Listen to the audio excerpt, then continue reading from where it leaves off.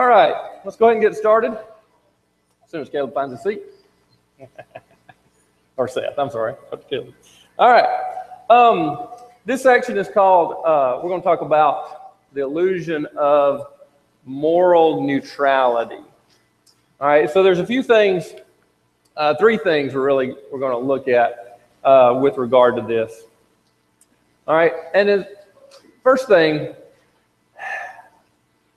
we hear an awful lot, and you see this and hear it as a society. We've evolved. We've evolved. We're not encumbered by the past. You know, the days of old. You know, we had different ideas. We've evolved from those ideas of the past, and all right, and that tolerance and acceptance trumps all other behaviors. We're not, as those days in the past, we're not as closed-minded as we used to be. You heard things like that? That we're more inclusive of everyone, of different lifestyles. Heard that a lot. Freedom, choice, rights. Those are all things that used to mean different things in our country. You know, we appreciate, you know, those things. But these days, those terms mean an awful lot of, are meaning something different, in that we're free to be whoever we want to be. We can live how we want to live. No one can judge me. Don't tell me how to live. The idea of God in our lives, in the world, it's absent. It's non-existent. And the last one is that no one has the right to judge me. Right? I've got a letter here that I want to, or actually a proclamation. It's for all of us. It is, this notice was being sent agency-wide to all the employees by NASA, an Office of Communications at NASA headquarters. Presidential proclamation. I received this a couple of weeks ago. Over the course of more than 2 centuries of striving and sacrifice, our country has expanded civil rights and enshrined equal protections into our Constitution. Through struggle and setback, we see a common trajectory toward a more free and just society. But we are also reminded that we are not truly equal until every person is afforded the same rights and opportunities, that when one of us experiences discrimination, it affects us all. And that our journey is not complete until our lesbian, gay, bisexual, and transgender brothers and sisters are treated like everyone else. I'm not going to read the whole thing. But he says, in communities throughout the country, barriers that limit the potential of LGBT Americans have been torn down. See, we don't think like we used to. We've evolved. But too many individuals continue to encounter discrimination and unfair treatment. My administration supports efforts to ban the use of conversion therapy for minors because overwhelming scientific evidence demonstrates that it can cause substantial harm. What that really means is it could likely be illegal to teach or counsel someone young, a minor in this case, and try to teach them that homosexuality is wrong. It's not a sin. It's a way of life. It's a choice now. This is the world we're in right now. And that's what our government is promoting. All people deserve to live with dignity and respect, free from fear and violence, and protected against discrimination, regardless of their gender, identity, or sexual orientation. During this LGBT Pride Month, we celebrate the proud legacy of LGBT individuals have woven into the fabric of our nation. We honor those who have fought, and he keeps going on, says, "Now therefore I, Barack Obama, President of the United States of America, by virtue of the authority vested in me by the Constitution and the laws of the United States, do hereby proclaim June 2015 as Lesbian, Gay, Bisexual, and Transgender Pride Month. I call upon the people of the United States to eliminate prejudice everywhere it exists and to celebrate the great diversity of the American people." That's pretty sad. And it saddens me an awful lot that that's the way we're headed, and we're already there. Things have changed really in the last just few years an awful lot in this regards.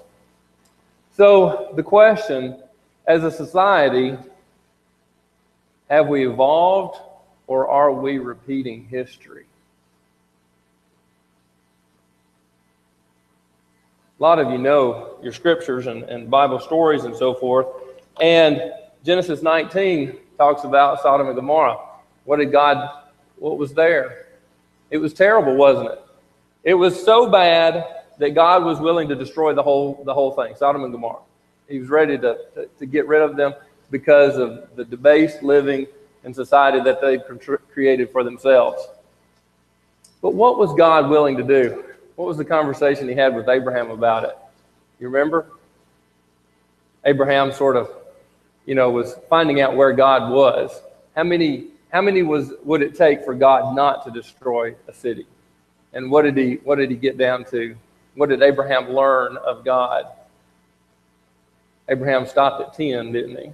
If he could find 10 righteous souls, God said, "I won't destroy it for 10 righteous." But God didn't find 10 righteous. There weren't 10 righteous. God sent in his men to go and get Lot out, warn him, and get him out, didn't he? What about the Israelites with the Midianites? And when Israel was camped out there in the plains of Moab, and all the nations were around them were afraid of Israel because they were conquering everybody. And so the nations around were trying to figure out a way to stop. Well, one of the kings figured out he thought he could do it with the help of a seer or a prophet named Balaam. And so Balaam comes and he tries to get the people cursed, right? Well, he doesn't succeed, as you know the story. This is the story of Balaam and the donkey and all that when he's on his way. But he's not able to succeed. God doesn't let him. God blesses the people instead of curses them. And as at the end of that, Balaam comes up with an idea of how to curse the people, and he runs kind of an end run, and they send the Midianite women into the Israelite camp, and the men are just drawn away and go in this ritual worship, involves fornication and all sorts of debauchery in that sense, and God's wrath is raised, and God's mad at them for doing this. And how many are destroyed there? 24,000, including Balaam. So destruction follows immorality. God shows us what is moral and what is immoral. We'll get into that in just a second. Even in the New Testament, there was immorality in the church there at Corinth. What does God tell us? I'll turn over to Romans, the first chapter. What does he say there? Those who are filled with all unrighteousness, verse 29, verse 28, God will give them over to depraved minds, to do those things which are not proper, filled with all unrighteousness, wickedness, greed, evil, full of envy, murder, strife, deceit, malice, gossipers, slanderers, haters of God. All these things, what's the end result? Just like Sodom and Gomorrah, just like the Midianites or the Israelites who engaged in that. It's destruction. It's death, spiritual death for them and for us. God teaches us what is right and wrong. He has that right to show us. He created us.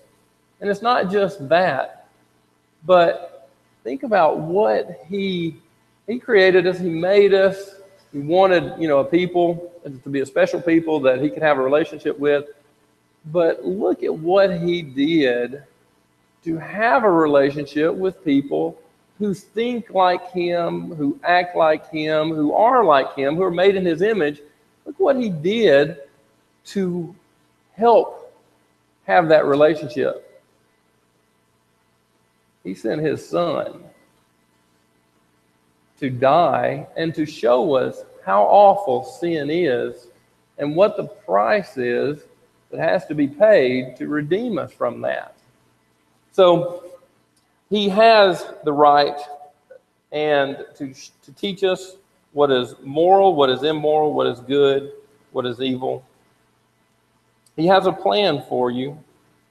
We're not wandering about this planet not knowing what our plan is. It seems to be one of the things that leads to lifestyle changes and sin, is that we don't have a purpose. We don't know what our purpose is. We're just wondering. We don't know what it is that I'm supposed to do here on this earth. But you need to know that, yes, you have a purpose. You have a grand purpose that God has for you. And that is to be in this relationship with him and be like him and act like him. And as a reward of that, and to further that relationship, a home with him of forever, for eternity. He's provided us that salvation. All right, well, what about that other thing, the next thing? Tolerance and acceptance trumps all other behaviors. That's really what people get at, don't they? I mean, tolerance, acceptance. But, you know, the concepts like this do not exist in the Bible, because what they're asking us to do is to accept sin, to tolerate sin. And one thing, we're still in Romans, look at chapter 2. There is a point where God does tolerate sin, and he is patient with sin, isn't he? We see all through the Old Testament and the journey of God's people all the way through history there, God was very tolerable, and he was very patient. But that does not mean that he accepted it by any means. In fact, what did he do to Sodom and Gomorrah and the Israelites and those who, when there was no turning back, there was no way, the nation, the country was just too far gone. What did God do? You know, wipe it out, start over. All right? Well, the world seems to be wants right and wrong to just go away. All right? What's right and wrong just goes away, and everything becomes kind of gray. Yeah, there's books written about that. Just everything, so that everybody's okay. Nobody's judging anybody. It's trying to blur the lines of what's right and what's wrong, because there isn't really. And good versus evil. I mean, even just good, simple good versus evil. You know, bad guy wears the black cowboy hat, good guy wears the white one. I've never read a comic book, I don't think, in my life, but I kind of like the Marvel movies. Those are pretty neat. It's good versus evil, right? But that only belongs in movies now. There is no right and wrong, as our society and our culture is trying to change us and make us adapt to that. Well, numerous behavioral characteristics and attitudes and things exist that will help us. Philippians chapter 4, verse 8.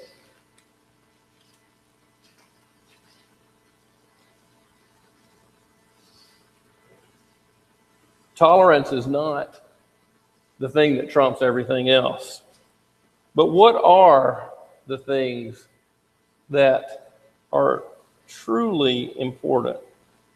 This is the whatsoever passage, the whatever passage. I remember it. Finally, brethren, what is true, honorable, right, pure, lovely, good report, there's excellence, if anything worthy of praise, dwell on these things. Yeah, we're living in a society, we're living in a world where it's all around us, it's all around me, it's all around you, and it's there. But recognize it for what it is. It's sin. People are in sin, and they need to be taught. But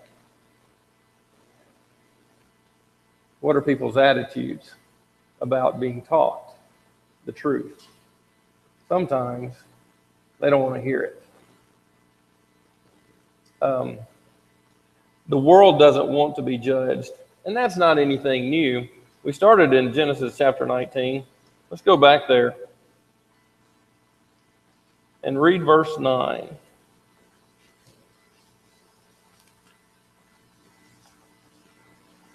It's pretty interesting. The same attitude today existed way back then. And what did they do? So the visitors from God were in there to warn Lot, right? And try to warn him and eventually get him out of there and his family. But the men on the outside, the riot is what they were outside trying to get in and get at him and those inside. But they outside, they said, Lot was there at the door, barring it, trying not so they couldn't get in. And they yelled out and they said to him, stand aside. This one, talking about Lot, he came in as an alien and already he is acting like a judge. In Southern lingo, we'd say he's not from around here and he can't judge us. Don't judge us for what we're doing. They wanted to do what they wanted to do. They didn't want anybody telling them that was wrong. And another thing that everyone wants is these blurred lines and no one telling us it's right or wrong or anything. In Jeremiah chapter 6, he says, during that time, Jeremiah's in a pretty desolate situation where he's there in Jerusalem, in Judah. Israelites have gone off into captivity. He's there with Judah, and he's teaching them and helping them, warning them, preaching to them. And what he says is, if you look in like verse 13, everyone is greedy for gain, everyone's deals falsely, even from the prophet to the priest. So it wasn't just the people, it was the religious leaders who were caught up in sin. And he says, verse 14, says, they have healed the brokenness of my people superficially. And they say, peace, peace, but there is no peace. Everybody wants to see as everything's okay, peace, peace, everybody's all right, but what's actually still broken? Everything underneath.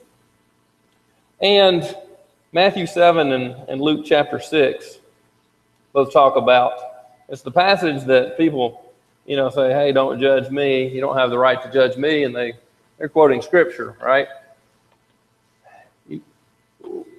Leaving here today and this session, remember one thing about this passage, that they're quoting it totally incorrectly, okay? It is not the idea that we are not to judge or that we're not to decide between right and wrong, because it's what God is. God teaches us what is right and wrong. We discern we between what is good and what is evil. In this passage, look at it real closely, and we'll use Matthew 7, for example. He says, do not judge so that you will not be judged, for in the way that you judge, you will be judged, and by your standard of measure, it will be measured to you. Why do you look at the speck that is in your brother's eye, but do not notice the log that is in your own eye? Or how can you say to your brother, let me take the speck out of your eye, and behold, the log is in your own eye? You hypocrite, first take the log out of your own eye, and then you will see clearly to take the speck out of your brother's eye. Someone says that and cries out, says, you can't judge me. Well, the last verse there, he says, first do what? Look to yourself. All right? Because unless you can look at yourself and make sure that you can see clearly others, then don't. Because you've got to take care of you first and make sure that you can see clearly to help other people. If you're doing the same thing, then what? In fact, back over to Romans, in Romans chapter 2, he talks about that. He says, in Romans chapter 2,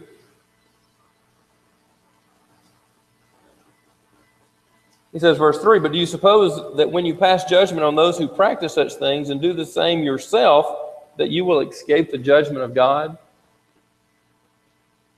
Look at ourselves first, and then we can clearly see, and we can talk to other people and say, and teach them and say, this is what God says. It's not what I say. It's not what our church creed is. It's what God, it's what Jesus teaches for us. What's right and what's wrong. Well, how do we teach them, and what's our responsibility to the world? Well, Ezekiel chapter 33 tells us what our responsibility is.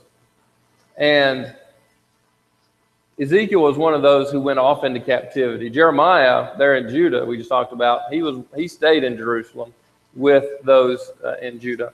Ezekiel, he's one of those that goes off into captivity. Daniel, Ezekiel, others. And so Ezekiel's over there in Babylon, and he is to teach. And God gives him his responsibility. And it's laid out pretty clearly here in verse 33. God says, if I bring a sword on the people on a land, and the people of the land choose a man to be a watchman. So back then they had walls around, the cities and everything, and then there'd be people up on the top of the walls walking around, watching out, to see if enemies coming or anything. They set somebody up there, and he sees somebody coming. What does he do? He sounds the alarm, blows the trumpet, right? So he blows the trumpet, and when everyone hears the trumpet, they take action, and they do something, whatever they're assigned to do. And if a sword comes and takes him away, then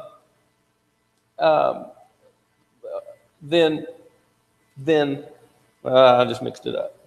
I'm sorry. If he sees the sword coming, in verse 3, upon the land, and he blows on the trumpet, and he warns the people, then he who hears the sound of the trumpet and does not take warning, and the sword comes and takes him away, his blood will be his own head. He doesn't listen to the warning, he ignores the sound, then the blood's guilt's on who? It's on himself, because he didn't listen, right? What did the watchman do? Did he do his part? Yes. He told them. He warned them, but they didn't heed it. But on the other hand, if in verse 5, he hears, or in verse 6, if the watchman sees the sword coming, the enemy approaching, does not blow the trumpet, and the sword comes and takes a person from them, he's taken away in his iniquity. So that person dies in his iniquity, but his blood I will require from whom? The guy with the trumpet, the guy with the warning bell. He doesn't blow it, nobody knows, nobody can even heed the warning. So what's our responsibility? What's the lesson? We can teach people. We need to teach people We need to care enough for them. It's not what the world is showing as hatred against people or a group of people or in a community. It is God loves everyone, so we certainly should also. But what do?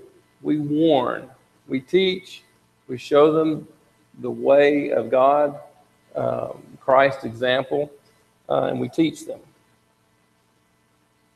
And don't let anyone convince you to tolerate sin, to accept it. God has patience, but his patience will run out. And he is the final judge. And the other thing is, go ahead and prepare yourself. Like Andrew said last night, prepare yourself because you'll be rejected. There'll be a lot of rejection. There'll be a lot of anger in these situations sometimes because people don't want to be told. They'll call you everything. They'll tell you you're a hypocrite. They'll tell you you're a bigot. They'll tell you you're discriminating against them. They'll tell you all of these things, and they'll lash out against you. But just know, if you teach them with love in your heart, and you have their best interest, their spiritual interest in mind, then you're doing what you're supposed to do. You're doing what God wants you to do.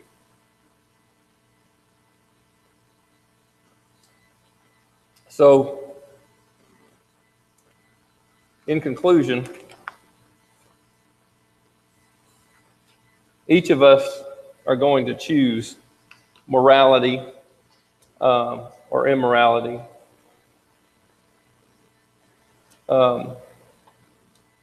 Good or evil, righteousness or unrighteousness. There's nothing neutral about it, about morality. It's very clear, and we can see with the examples that we've talked about with the Midianites, the Israelites there, with Sodom and Gomorrah, morality in the New Testament, these things, it's very clear. It's the world around us that wants it to be, the waters to be murky and muddy, and so that we can't see clearly. So thank you for your attention, and we'll stop here, and we'll have about probably 10 minutes or so, and we're going to separate. Do you want the instructions about that now?